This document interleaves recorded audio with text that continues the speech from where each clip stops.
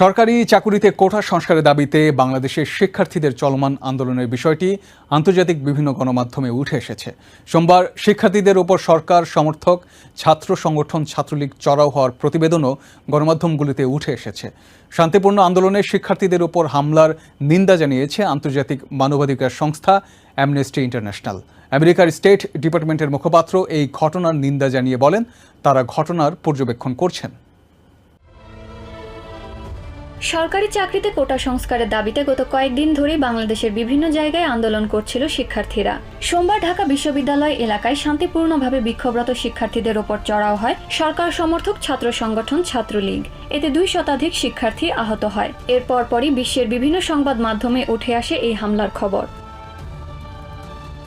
সরকারি চাকরিতে কোটা ব্যবস্থার প্রতিবাদে বিক্ষোভে অন্তত 100 জন আহত, এই শিরোনামে প্রতিবেদন প্রকাশ করে কাতার ভিত্তিক সংবাদ মাধ্যম আল জাজিরা। সংবাদে বলা হয়, মুক্তিযোদ্ধাদের সন্তানসহ নির্দিষ্ট গোষ্ঠীর জন্য ভালো বেতনের অর্ধেকের বেশি সরকারি চাকরি সংরক্ষিত থাকে। এতে মেধাবী শিক্ষার্থীরা পিছিয়ে পড়ছে। আল জাজিরার প্রতিবেদনে আরও উঠে আসে, সোমবার ঢাকা বিশ্ববিদ্যালয় ক্যাম্পাসে শিক্ষার্থীদের লাঠিপেটা করে আওয়ামী লীগ সমর্থিত ছাত্র সংগঠন। লাঠিসোঁটা, লোহার রড, এমনকি ছুরি নিয়েও আঘাত করা হয় সাধারণ শিক্ষার্থীদের। এ সময় অনেকেই আহত হন। আন্তর্জাতিক সংবাদ মাধ্যম রয়টার্সে বাংলাদেশে কোটা আন্দোলনের শিক্ষার্থীদের সংঘর্ষ, আহত শতাধিক শিরোনামে প্রকাশিত হয় হামলার খবর। বিরোধী দলের বয়কট করা জানুয়ারি নির্বাচনে টানা 4র্থবারের মতো জয়লাভ করার পর শেখ হাসিনার এই প্রথমবার এমন পরিস্থিতির সম্মুখীন হয়েছেন বলে উল্লেখ আছে সংবাদে। ব্রিটেন ভিত্তিক সংবাদ মাধ্যম বিবিসিতে মুক্তিযোদ্ধাদের সন্তানদের জন্য সংরক্ষিত চাকরি নিয়ে ক্ষোভ শিরোনামে আন্দোলনের প্রতিবেদন প্রকাশিত হয়। সেখানে উল্লেখ রয়েছে, বিক্ষোভকারীদের দাবি কোটা পদ্ধতি বৈষম্যমূলক, চাকরিতে নিয়োগ মেধার ভিত্তিতে হওয়ার আহ্বান জানায় তারা। নিউ ইয়র্ক টাইমসে কোটা আন্দোলন শুরুর দিকে থাকতে সংবাদ প্রকাশিত হয়, কোটা ব্যবস্থার বিরুদ্ধে রাস্তায় নেমেছে 10,000-এর বেশি শিক্ষার্থী, শিরোনামে প্রতিবেদনটি প্রকাশিত হয়।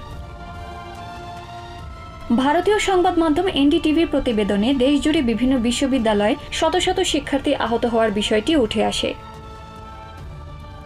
এদিকে লন্ডন ভিত্তিক আন্তর্জাতিক মানবাধিকার সংস্থা অ্যামনেস্টি ইন্টারন্যাশনালের দক্ষিণ এশিয়া আঞ্চলিক কার্যালয় মঙ্গলবার সামাজিক মাধ্যম এক্সে এক পোস্টে ঢাকা বিশ্ববিদ্যালয় সহ দেশের অন্যান্য শিক্ষা প্রতিষ্ঠানের শিক্ষার্থীদের ওপর হামলার নিন্দা জানায়। এর আগে বৃহস্পতিবার আন্দোলনে অংশ নেয়া কুমিল্লা বিশ্ববিদ্যালয়ের শিক্ষার্থীদের সুরক্ষা নিয়ে উদ্বেগ প্রকাশ করে সংস্থাটি। কোটা সংস্কারের দাবিতে আন্দোলনরত শিক্ষার্থীদের ওপর হামলার ঘটনায় নিন্দা জানিয়েছে আমেরিকা। সোমবার নিয়মিত ব্রিফিংয়ে এই আন্দোলনের বিষয়টি উঠে আসে। জবাবে স্টেট ডিপার্টমেন্টের মুখপাত্র ম্যাথিউ মিলার বলেন, শিক্ষার্থী বিক্ষোভের ঘটনা তারা পর্যবেক্ষণ করছে।